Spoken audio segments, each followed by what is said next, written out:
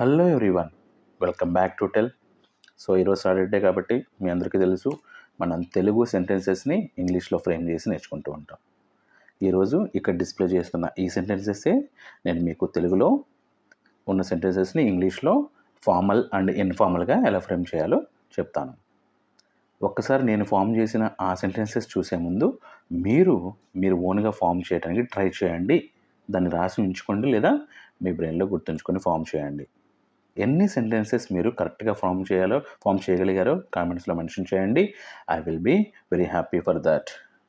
So without getting any late, let's get into our today's class.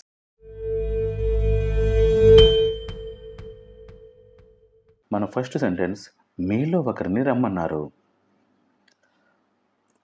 They asked one of you to come. దీన్ని ఫార్మల్గా ఇంకా చూద్దాం. They requested the presence of one among you. They asked for one of you to attend. They inquired if one of you could come. One of you has been asked to join them. A request was made for one of you to be present. So ఫార్మల్గా చెప్పడం అంటే పద్ధతిగా చెప్పడం. మనకంటే పెద్దవాళ్ళకి లేదా ఆఫీసెస్లో మనకంటే higher పొజిషన్లో ఉన్న వాళ్ళకి చెప్పడానికి వాళ్ళకి రిక్వెస్ట్ చేస్తూనే చెప్పాలి ఈ విషయాన్ని మనం.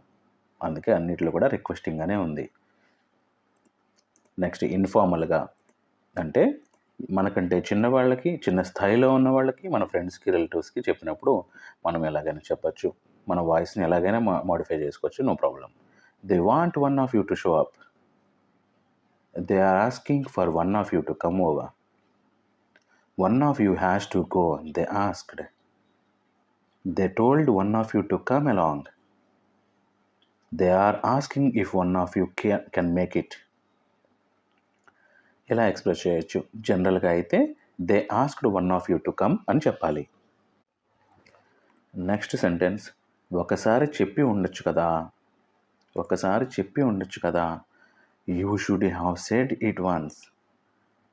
You should have said it once.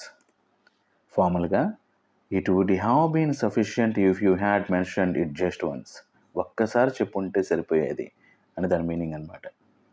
Stating it once would have sufficed. You needed to articulate it only once. One mention would have been adequate. Adequate అంటే సరిపోతుంది. It would have been appropriate to convey it a single time. Appropriate అంటే సరిగా ఉండటం. ఇలా దీన్ని ఫార్మల్గా చెప్పాలి. దీన్నే ఇన్ఫార్మల్గా చూద్దాం. You only needed to say it once. Saying it just once would have done the trick. You could have said it once and been done with it. One time was all you needed to say it. You didn't have to repeat it. You should have just said it once. Should have అనేది ఇక్కడ షార్ట్కట్లో రాసాం. దాన్ని should have అని చెప్పి చెప్తావాలి. should have అలా అనమాట. Next sentence, నువ్వు నాకు చెప్పకుండా వెళ్తున్నావా. అది మనకంటే పెద్దవాళ్ళని అయితే మీరు నాకు చెప్పకుండా వెళ్తున్నారా అని పద్ధతిగా అడగాలి. దాన్ని ఫార్మల్గా చూద్దాం. మామూలుగా చూశాక, are you leaving without telling me. దీన్ని ఫార్మల్గా, are you departing without informing me. Will you be leaving without notifying me. Have you decided to leave without providing me any prior notice. Prior notice అంటే ముందుగా చెప్పకుండా, తెలియచేయకుండా. Prior అంటే ముందుగా. Are you planning to leave without discussing it with me. Is it your intention to leave without letting me know. ఇలా దీన్ని ఫార్మల్గా చెప్పచ్చు. దీన్నే ఇన్ఫార్మల్గా చూద్దాం. You are leaving without saying anything. Are you sneaking off without telling me. Sneaking అంటే జారుకుంటున్నాం అని అర్థం. స్నీకింగ్ ఆఫ్ జారుకోవటం. Seriously you are heading out without a word. You are going without even letting me know. Wait, are you just leaving without telling me. ఇలా ఇన్ఫార్మల్గా చెప్పచ్చు. జనరల్గా అయితే are you leaving without telling me అనొచ్చు. Next sentence, నేను అతనిని అర్థం చేసుకోలేకపోయాను. I couldn't understand him. ఫార్మల్గా I was unable to comprehend him. Comprehend అంటే కూడా అర్థం చేసుకోవటమే. I had difficulty grasping his meaning. I could not follow his explanation. His message was unclear to me.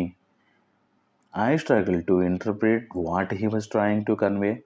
Interpret అంటే అర్థం చేసుకోవడం గలగడం, అంటే చెప్పిన ప్రతి మాటని కరెక్ట్గా అర్థం చేసుకోగలగడాన్ని ఇంటర్ప్రిట్ అంటారు.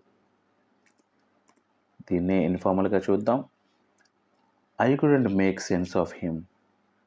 I didn't get what he meant. He was hard to follow. I couldn't figure out what he was saying. I had no clue what he was talking about. So ఇదంతా గతంలోనే ఉంది, పాస్ట్ టెన్స్లో ఉంది. You should notice that. జనరల్గా అయితే I couldn't understand him అని చెప్పాలి. Next sentence, ఆ విషయంలో నేను చాలా ఇబ్బందికి గురయ్యాను. చూద్దాం. In that matter I was very embarrassed. In that matter I was very embarrassed. ఫార్మల్గా I felt deeply humiliated in that regard. Humiliate అంటే అవమానానికి గురవటం అనమాట. I experience significant embarrassment concerning that issue. Significant అంటే గణనీయమైన, అంటే అందరూ గుర్తించుకోగలిగే అంత ఇబ్బంది అనమాట అది. అంటే నేను పడుతున్న ఇబ్బందిని అవతల వాళ్ళు కూడా గుర్తించగలగటం సిగ్నిఫికెంట్ ఎంబారస్మెంట్ అంటే. Concerning that issue, that situation cause me great discomfort. I was profoundly mortified in connection to that matter. Profoundly అంటే డీప్ అనమాట. మోటిఫైడ్ అంటే అవమానానికి, ఇబ్బందికి, మనోవేదన అని కూడా చెప్పచ్చు పర్ఫెక్ట్గా అయితే. సో ఒక లోతైన మనోవేదనకు గురయ్యాను అని చెప్పచ్చు. The matter left me feeling quite self conscious. Self conscious అంటే నేను నా గురించి, అంటే నేను అలా ఫీల్ అయ్యాను అని నా గురించి తెలుసుకునే అంత ఉంది ఆ మ్యాటర్ అని దాని మీనింగ్ అనమాట. ఇండైరెక్ట్గా చెప్పాం దాన్ని. దీన్ని ఇన్ఫార్మల్గా చూద్దాం. I was so embarrassed about it. That thing made me feel super awkward. Awkward అంటే చండాలంగా ఫీల్ అవ్వటం అనమాట. I felt cringey about the whole situation. దారుణంగా, క్రింజీ అంటే భయంకరంగా, దారుణంగా ఉండటం. It made me feel silly. I was kind of ashamed about it. ఇలా దీన్ని ఇన్ఫార్మల్గా ఎక్స్ప్రెస్ చేయొచ్చు. జనరల్గా అయితే in that matter I was very embarrassed అని చెప్పచ్చు. ఈరోజు 5 తెలుగు సెంటెన్సెస్ ఇంగ్లీష్లో ఎలా ట్రాన్స్లేట్ చేయాలి, ఎలా కన్వే చేయాలి అనేది మీకు అర్థమైంది అనుకుంటున్నాను. మీ డౌట్స్ అండ్ రిక్వైర్మెంట్స్ ఏమైనా ఉంటే కామెంట్స్లో అడగండి. యాజ్ సూన్ యాజ్ పాసిబుల్ నేను వాటికి రిప్లై ఇస్తాను, మీ డౌట్స్ని క్లారిఫై చేస్తాను.